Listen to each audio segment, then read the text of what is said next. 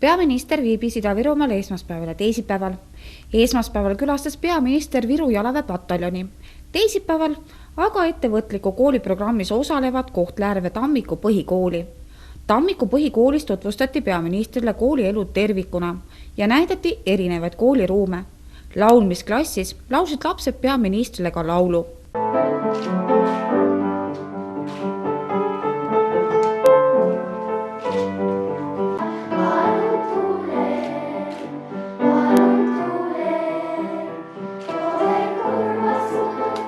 Oma täpsema visiidi eesmärgi kohta vastas peaminister aga järgnevalt. No, kõigepealt ma ise nimetaks seda ringkäiguks, et peaminister oma riigis teeb ringkäike, mitte visiite, aga Ida-Virumaal ma olen kahel põhjusel. Esiteks, et arutada võimalusi, kuidas Ida-Virumaale luua tasuvaid töökohti ja kuidas ka Ida-Viru noored ja mitte ainult noored oleksid valmis oma hariduselt, oma ettevalmistuselt selleks, et tööturul läbi lüüa. Ja teiseks arutame ka siin neid võimalusi, kuidas Euroopa Liidu vahendite toel elukeskkonda parandada. Me ju teame, et just praegu on see aeg, kui kogu Eesti valmistab järgmist Euroopa vahendite perioodi kasutama ja on hästi oluline, et me mõtleks läbi, mis on need kõige olulisemad kohad, millesse investeerida. Kindlasti on haridus üks valdkond, kindlasti on tervishoid üks valdkond, elukeskkonda investeerimine laiemalt, neid valdkondi on hästi palju ja siin üks eesmärk täna ongi ka see, et arutada kohalike inimestega läbi, et mis on nende jaoks kõige tähtsamad kohad, kuhu investeeringuid tuua. Mida te juba eilsest saadiksest külastanud olete ja millised on siis tänase päeva plaanid veel? Eile käisime Viru jalaväepataljonis ja täna nüüd loomulikult siin Tammiku põhikoolis ja külastus ise on üksjagu pikk ja tihe, et läheme Eesti Energiasse ja Narva tööstusparki just ka samuti tegelikult uute töökohtade ja investeeringutega seotud projekte vaatama. Ainuüksi Eesti Energia ju praegu investeerib ligikaudu miljardit eurot, mis on pretsedenditult suur summa kogu Eesti mõttes, mitte ainult Ida-Viru mõttes, aga loomulikult ka teised tublid tööandjad siin, nagu näiteks Viru Keemia Grupp, kes väga tõsiselt investeerivad ja ma loodan, et juba järgmise Ida-Viru külastuse käigus õnnestub mul ka Viru Keemia Gruppi külastada. Narvast loodetavasti õnnestub ka, kuna ilm on ilus, õnnestub ka selline mõnus ringkäik teha ja natuke ka elukeskkonna teemal juttu puhuda. Edasi külastati Ida-Virumaa tööstusalade arenduse Narva logistika- ja tööstusparki. Veel ka Eesti Energia õlitööstust ja aktsiaseltsi Narva elektrijaamad. Samuti tutvus peaminister olukorraga piirivalve Narva kordonis ning kohtus Narva linnapeaga. Visiit lõppes Tartu Ülikooli Narva kolledžis, kus peaminister kohtus kohalike elanikega ja vastas nende küsimustele.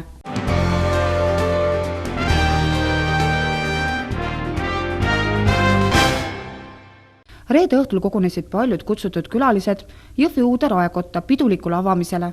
Kutsutud kõrgetest külalistest oli kohale tulnud ka siseminister härra Hanno Pevkur. Uurisime härra siseministri käest Ida-Virumaale mõeldud toetuste kohta. No toetusi on tegelikult olnud viimase 7 aasta jooksul väga palju, et ma palusin just vaadata ainult siseministeeriumi poolt eraldatud toetusi, pluss siis vaatasin laiemalt juurde ka erinevaid teisi ministeeriumeid ja ka riigile kuuluvaid ettevõtteid. Et kui nüüd kõik tegelikult kokku liita, siis ma usun, et 7 aasta jooksul me isegi räägime summast siin suurusjärgus isegi võib-olla ligi miljard eurot, mis on kolossaalselt suur summa. Et kui siia liita väga suur Auvere investeering Eesti Energial, kui me liidame siia ainuüksi regionaaltoetused suurusjärgus 70 miljonit eurot, kui me liidame siia kõik ühisveevergi kanalisatsiooni ehitused, mis ainuüksi näiteks Narvas on ju praegu lõppemas investeeringusummaga ligi 70 miljonit eurot. Ehk need summad, mis on tervikuna tulnud kas Euroopa vahenditest, riigi vahenditest ja omavalitsuste enda omafinantseeringuna, ka maksumaksja rahast, et siis need summad on tegelikult väga suured. Teie alla käib nüüd ka veel siis regionaalministri kohustused. Et mida on oodata Ida-Virumaal sellest? No nagu ikka, ainult head, et ka siis minu sida Ida-Virumaaga on ju teada, et ma olen siit samast tegelikult ju lähedalt pärit, et sündinud Ohtmäe haiglas, aga nii-öelda sünnikohana märgitud Iisaku, ja eks me vaatame regionaalset arengut Ida-Virumaal, siis järgneva perioodi jooksul on tulemas samamoodi suur hulk raha, et siin on üksikuid objekte, ei saa veel täna ju üles lugeda, sellepärast et konkursid ju alles tulevad, aga summad küündivad enam-vähem sarnastesse suurusjärkudesse. No võib-olla me peaksime maha lahutama nüüd Eesti Energia, sest et me ei tea Eesti Energia investeeringuid veel täpsemalt, kas Auvere 2 tuleb või tuleb, pigem mitte.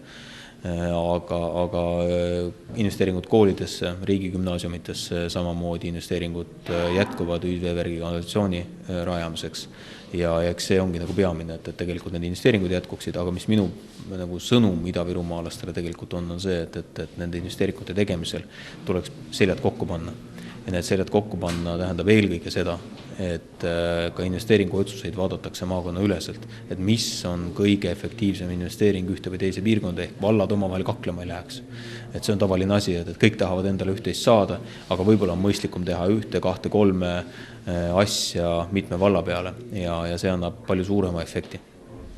Praegu renoveeritakse ka piiripunkte ja väidetavalt pidi ka piiriületus meil muutuma natukene lihtsamaks.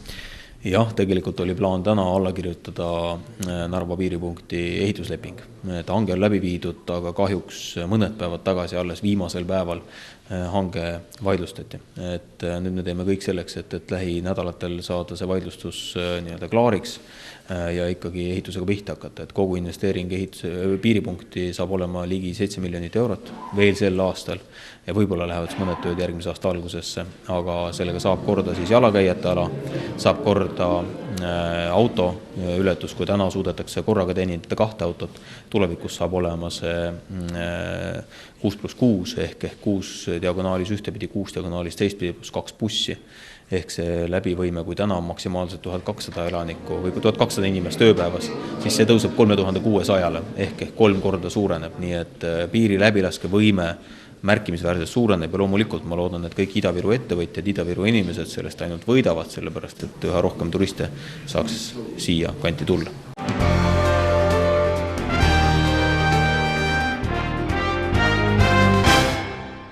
Eesti Energia Narva elektrijaamad tõstavad sooja hinna, mis 2008. aastast oli 27,48 eurot megavatt-tunni eest. 1. juunist 33,54 eurole ilma käibemaksuta. Eesti Energia Narva elektrijaamade esitatud taotluse pika menetluse järel, mis leidis 2013. aasta oktoobris ka meedias kajastamist, kooskõlastas Konkurentsiamet tootjale soojuse müügipiirhinnaks 26,45 eurot megavatt-tunni eest. Koos võrguettevõtja Narva soojusvõrk tariifiga hakkab soojus lõpptarbijale maksma 33,54 eurot. Narva elektrijaamade juhi Tõnu Aasa sõnul õnnestus ettevõttel 5 aastat sisemiste reservide ja efektiivsuse tõstmise arvelt hindu mitte tõsta, kuid selle aja jooksul on tõusnud keskkonnamaksud, kallinenud põlevkivi, lisandunud aktsiisimaks põlevkivi põletamisele, soojusenergia tootmiseks ja kulud CO2 kvoodi ostuks ning tõusnud seadmete hoolduskulud. Viimane soojahinna tõus oli Narvas 2008. aasta sügisel. 2009. aasta jooksul langetati soojuse hindu 2 korda seoses gaasi ja põlevkiviõli hinna languse ning tuhajääkide ladestamistasu vähenemisega.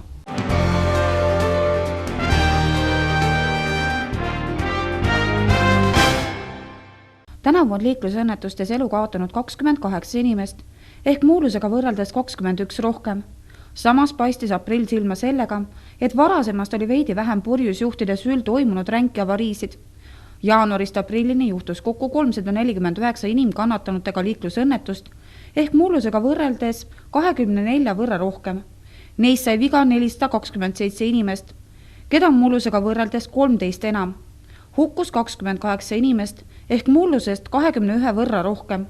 Kui möödunud aastal nõudis liiklusõnnetused aasta esimese 4 kuuga 4 kergliikleja elu, siis tänavu on neid olnud 9. Joobes juhtide süül on tänavu saanud avariides viga 44 inimest, surma 6. Mullu olid need arvud vastavalt 40 ja 2. Politsei- ja Piirivalveameti juhtiv korrakaitseametniku Veiko Kommussaare sõnul hukkus aprillis liikluses 8 ning sai vigastada 135 inimest, mida on samas suurusjärgus kui möödunud aastal, ent tunduvalt rohkem kui mullu. Möödunud aastast veidi vähem on aprillis õnnetusi juhtunud joobes juhi süül, ent 4-kuulist perioodi tervikuna vaadates on ka selliseid õnnetusi olnud varasemast rohkem. Aprillikuu tõi liiklusesse kaherattalised ning suurenes jalgratturite ja mootorratturitega juhtunud õnnetuste osakaal. Kokku sattus aprillis liiklusõnnetusse 21 jalgratturit ja 9 mootorrattajuhti või kaassõitjat. Vigastada saanud jalgratturite seas on 8 last vanuses 7–15. Ülejäänud õnnetusse sattunud jalgratturid olid täisealised ning valdav osa mehed. Jalgratturitega liiklusõnnetuste asjaolulised vaadates on Kommusaare sõnul üks kriitilisemaid teemasid jalgratturitele tee andmine.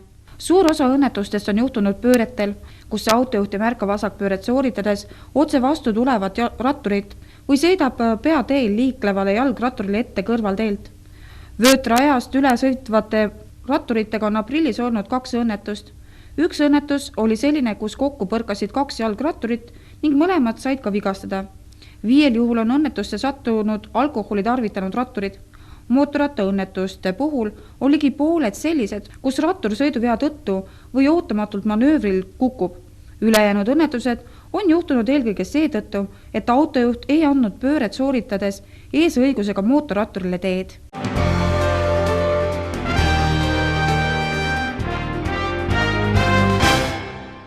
Euroopa päev on iga-aastane tähtpäev, millega püüdsetakse rahu Euroopas ja Euroopa ühtsust.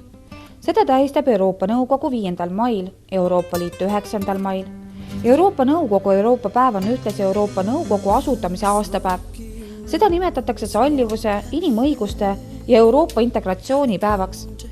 Euroopa Liidu Euroopa päev on ühtlasi 1950. aasta Schumanni deklaratsiooni aastapäev ehk Schumanni päev ning üks Euroopa Liidu sümbolitest, kuid mitte kogu Euroopa sümbol. Alates 1986. aastast tähistatakse 9. maid mitmesuguste ürituste ja pidustustega enamikus Euroopa Liidu liikmesriikides, samuti kandidaatriikides. Suurbritannias seda tavaliselt ei tähistata. Sel päeval tutvustatakse inimestele Euroopa Liitu ning propageeritakse Euroopa integratsiooni. Päeva tähistamisel etendab olulist osa Euroopa Liit. Eestis ja näiteks Horvaatias toimub Euroopa nädal. Neis riikides, mis on Euroopa Nõukogu liikmed, kuid ei ole Euroopa Liidu liikmed, tähistatakse Euroopa päeva tavaliselt 5. mail. 5. mail toimub Euroopa Nõukogu peakorteris Strasbourgis kontsert, mis algab Euroopa hümniga. Üheski riigis ei ole Euroopa päeva tähistamine nii suurejooneline kui rahvapühade tähistamine. Siiski tähistati näiteks 2006. aastal Euroopa päeva Pariisis Arc de Triomphe'i ja Eiffeli torni siniseks valgustamisega. Varssavis peetakse 9. mail Schumanni paraadi. Tallinnas tähistatakse Euroopa päeva Vabaduse väljakul perepäeva ja laadaga.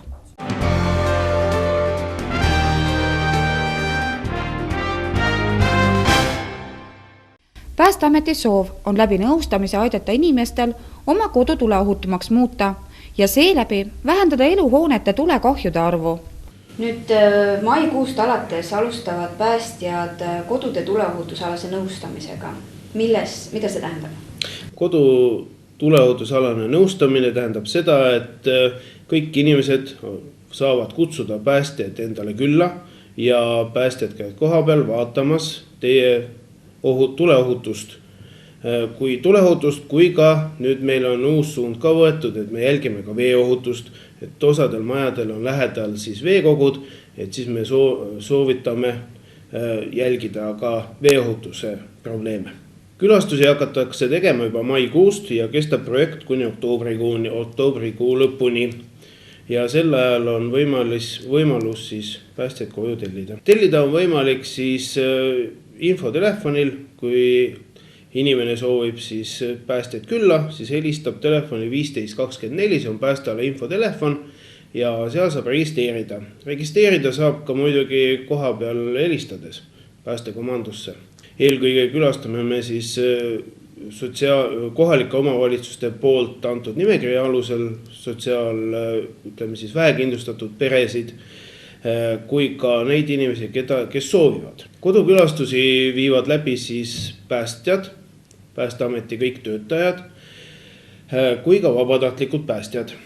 Ja käime siis koha peal nii päästemasinatega, suurte masinatega, kui ka väikeste sõiduautodega. Et väiksed sõiduautod on meil siis varustatud vastavate kirjadega, Päästeameti logodega. Vabatahtlikud käivad kodus siis kodukülastusi tegemas, kas siis enda päästemasinatega või siis sõiduautodega. Aga kindlasti peavad inimesed siis olema kursis, kui päästjad külla tulevad, et küsivad siis ametitõendeid. Ametitõendid olemas nii päästjatel kui ka vabatahtlikel. Päästeameti töötajad võivad olla siis, kui külla tulevad päästjad, siis on neil siis kas siis päästjate kustutusriietus või vaheriietus või kui tulevad ametnikud külla, siis võivad olla vormis, päästjate vormis, mustad vormis. Selline vaheriietus, nii nagu minul praegu seljas on, et selline on tavaliselt. Kodukülastusi hakati tegema tänu sellele, et meil on kodudes tegelikult kõige rohkem tulekahjusid ja hukkub hästi palju inimesi korteri tulekahjudes. Ja Päästeamet võttis suuna, et teeme kodudes külastust, kontrollime nii tuleohutust kui ka elektriohutust, vaatame üle, millised on siis inimeste elektritarvikud, sest paljudel on kodus. Nad mõtlevad, et nad on turvaliselt elavad, aga tegelikult on neil päris palju ohtusid, nii elektrialaseid kui ka tuleohutusalaseid. Kodukülastusel jälgitakse siis kõigepealt juba maja välist ilmet, kontrollitakse ja vaadatakse, kas on olemas majanumber, kas see majanumber on ka valgustatud võimaluse korral. Majanumbrit miks on vaja, et päästjad jõuaksid hästi kiiresti kohale, et vastavalt aadressit leida, kui on häda väljasõidul päästjad.